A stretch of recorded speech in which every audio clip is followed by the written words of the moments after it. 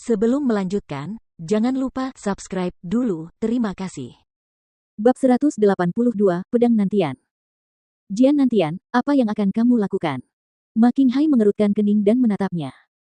Ma Qinghai, bukankah kamu selalu ingin aku mengajari anakmu ilmu pedang? Kata Jian Nantian dengan suara yang dalam.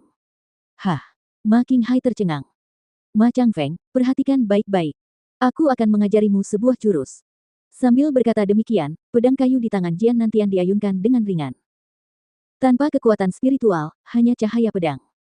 Cahaya pedang itu indah, tajam dan menawan. Keindahannya memabukkan.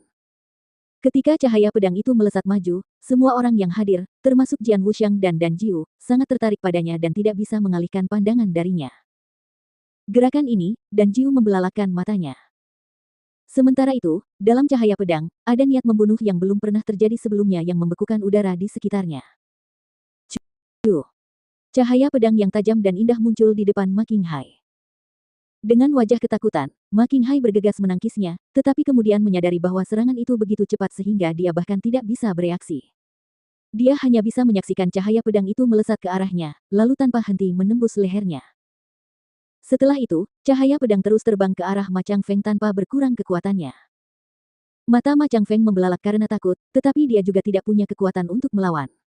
Cahaya pedang juga menembus lehernya. Astaga! Astaga! Setelah 2 kali bunyi berturut-turut bilah pedang menembus daging, seluruh halaman menjadi sunyi senyap. Diam dalam kematian. Jian Wuxiang, Dan Jiu, Yang Zhaixuan, dan Surou semuanya menyaksikan ini dengan takjub. Sementara Jian Nantian, yang mereka tatap, bersikap seolah-olah tidak terjadi apa-apa. Dia menyarungkan pedangnya, lalu dengan santai dan perlahan berjalan menuju meja batu itu. Celepuk. 2 mayat jatuh ke tanah tanpa aura kehidupan. Bahkan dalam kematian, Ma Qinghai dan putranya tidak dapat mempercayai apa yang terjadi. Jangankan mereka, bahkan kelompok Jian Wuxiang, termasuk Dan Jiu, yang memiliki latar belakang tidak biasa dan pengalaman hebat, merasa itu benar-benar tidak dapat dipercaya. Apa yang mereka lihat? Hanya dengan satu gerakan pedang saja, 2 orang pendekar, satu di alam kekosongan yin awal dan satunya lagi di alam inti emas luar biasa langsung terbunuh. Jika orang yang menghunus pedang itu adalah seorang ahli di alam yin void atau alam inti emas, mereka tidak akan terkejut sama sekali. Tetapi orang yang memegang pedang itu adalah Jian Nantian. Dantiannya telah hancur, dan dia tidak memiliki kekuatan spiritual sama sekali. Dengan kata lain, Jian Nantian hanyalah orang biasa. Tapi apa hasilnya? Jurus pedang itu, jurus yang luar biasa hebatnya, sama sekali tidak menggunakan kekuatan spiritual apapun, namun membunuh Ma Qinghai dan putranya, Ma Changfeng, hanya menggunakan keterampilan pedang dan pemahaman prinsip pedang si pengguna. Apalagi itu adalah pedang kayu. Apa artinya itu? Benar-benar monster.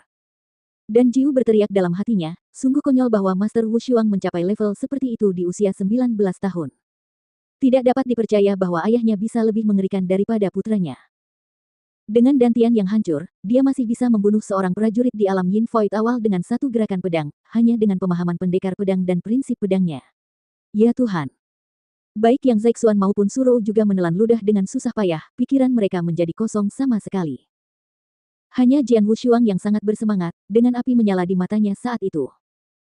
Pria ini, adalah ayahku, yang aku kagumi sejak kecil. Jian Wuxiang mengepalkan tangannya erat-erat. Dia telah memuja ayahnya sejak lama. Di SWOT Pavilion, ayahnya adalah seorang legenda. Bahkan sampai hari ini, rasa hormat Jian Wuxiang kepada ayahnya tidak berkurang sedikit pun, terutama sekarang, dia menyaksikan gerakan pedang yang dilakukan ayahnya, gerakan yang mengejutkan itu. Kekaguman Jian Wuxiang kepada ayahnya menjadi semakin kuat. Ini ayahnya. Sekalipun dantiannya telah hancur, dan kekuatan spiritualnya telah sirna, dia masih memenuhi syarat untuk menjadi ahli teratas di dinasti Tianzong, hanya berdasarkan kemampuan berpedangnya dan pemahaman prinsip pedangnya. Aku telah menggabungkan 3 esensi pedang. Di mata orang lain, pencapaianku tidak masuk akal.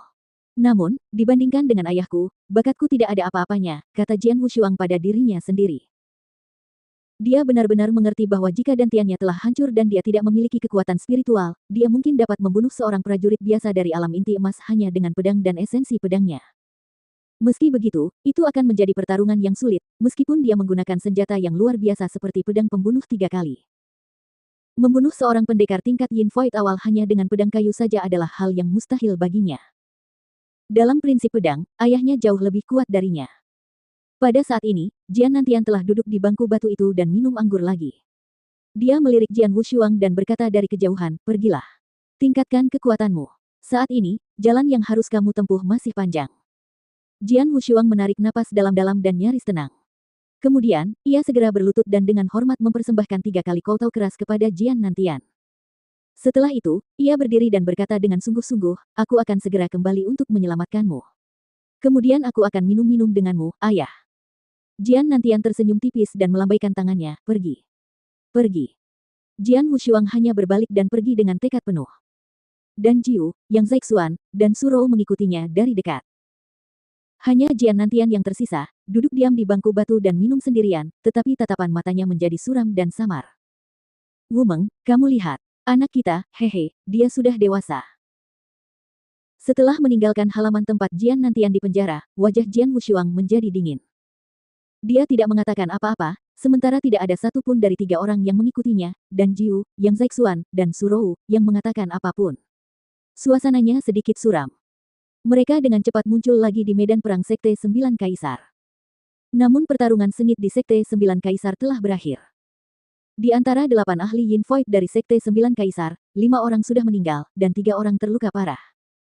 Hanya tetua atas yang masih memiliki sedikit kekuatan tersisa, 2 lainnya lumpuh. Adapun ke-6 pembunuh bertopeng ungu, mereka dikepung oleh orang-orang berjubah ungu dan tidak dapat berbuat apa-apa. Ketika Jian Wushuang kembali ke medan perang, Ghost Tiger, pemimpin para pembunuh bertopeng ungu, langsung tertawa, sudah kubilang kau ditakdirkan tidak bisa menyelamatkan ayahmu kali ini. Bagaimana sekarang? Jian Wushuang menatap Ghost Tiger dengan wajah dingin, siapa yang menghancurkan Dantian ayahku? Dantian. Ghost Tiger tertawa dingin dan berkata, haha, tentu saja aku sendiri yang menghancurkannya. Tidak ada cara lain.